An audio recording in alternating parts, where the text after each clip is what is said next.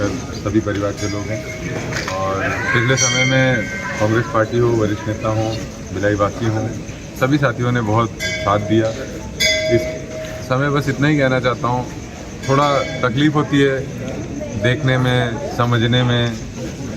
Jail एक कठिन जगह है, लेकिन हमें अपने भावनाओं या हमारा जो नैतिक कर्तव्य है उसको भी निभाना ज़रूरी है। हमने मजबूती से पहले बात रखी, उसके बदले हमको जेल भेज दिया, लेकिन जेल अंत थोड़े ना है। जेल के भी समय ख़त्म होते हैं, हम आए बाहर, इसलिए डरने की ज़रूरत नहीं। मैं बस इतना ही कहना चाहूँगा प्रदेश के युवाओं से, अगर कहीं गलत हो रहा है तो उसके खिलाफ आवाज़ उठाइए, डरिए नहीं। और समय आपका साथ देगा, ईश्वर आपका साथ देगा।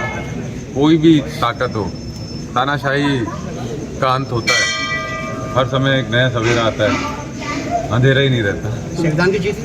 संविधान की जीत हुई और अभी तो ये केस भी तो हम और लड़ेंगे और इस केस को क्वैश भी कराने के लिए हम कोर्ट में अपील करेंगे। और बहुत सारे निर्दोष हैं जिनको 8 महीने की 9 महीने की सज़ा काटनी पड़ी बिना कुछ किए, जो बलौदा बाज़ार में गए भी नहीं थे। ऐसे भी बच्चे थे उस दिन और उन लोग जेल में थे। 13 महीने हो गए। कुछ ऐसे लोग भी थे जो 11 वहाँ पे साफ सफाई या किसी काम से थे, उन लोगों को भी जेल भेज दिया गया। तो ये सारी चीज़ें। एक और मामले में आपको स्टे मिला है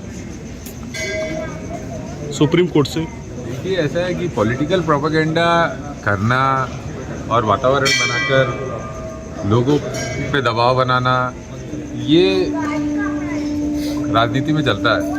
तो इसकी ज़्यादा चिंता हम इसलिए नहीं करते क्योंकि हमें पता है थोड़ा समय लगता है, लेकिन सच सामने आता है। जेल से बाहर आकर देवेंद्र और मजबूत हो गए हैं, क्या कहना चाहिए?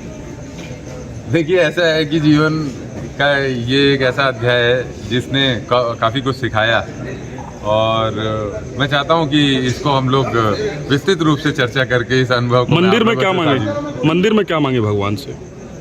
हर साल जन्मदिन हो या किसी भी नए काज की शुरुआत, हनुमान जी महाराज का दर्शन करके हम आगे बढ़ते हैं। तो भिलाई आया, अपने परिवार के पास आया। आप सब परिवार हो मेरे, मैं आपको मीडिया कर्मी नहीं देखता।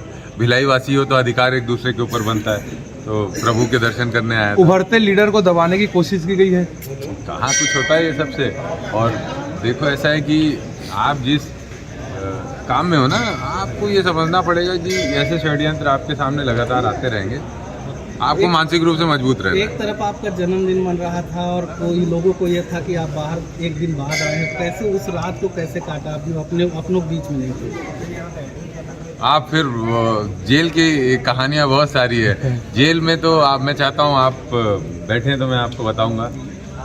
जैसे ये यहाँ काफ़ी शांति है, लेकिन वैसी शांति अंदर शांति होती थी, लेकिन जो दीवार है ना, दीवार जो ऊंची दीवार थी उसके पीछे की से गाड़ियों के हॉर्न के आवाज़, कभी कोई फंक्शन चल रहा है तो उसके शोर शराबे कान में गूंजते थे। दिवाली है तो फटाके फूटते थे, वो उड़ते हुए दिखते थे, लेकिन हम उसी एक इतनी सी जगह में रहते थे।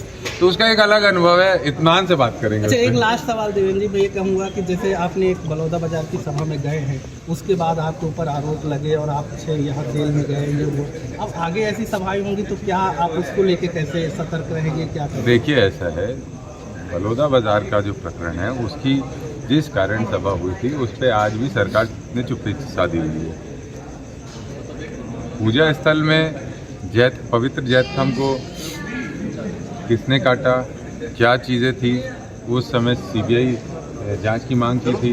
इन्होंने एसआईटी का गठन किया, उसका भी क्या है अता पता कुछ अभी तक चला नहीं है। तो वो मुख्य मुद्दा था। उस मुद्दे पे तो को डाइवर्ट करके निर्दोषों को जेल भेज दिए। ठीक है, ये कर लिया, लेकिन हम कोई भी ऐसा विषय होगा शहर का, प्रदेश का, जहाँ लोगों की भावनाओं को आहत पहुँची है, तो वहाँ हमें खड़ा होना लाजमी है। हर जोर जुल्म की टक्कर में संघर्ष हमारा नारा है, बस। और लखमा जी भी अंदर है, उनके ऊपर भी एलिगेशंस लगे, उसके लेकर देखो, एलिगेशन लगाना तो सरकारों का, एजेंसीज का काम है। प्रूफ करके दिखाएं सारी चीज़ों को। ठीक, थैंक यू।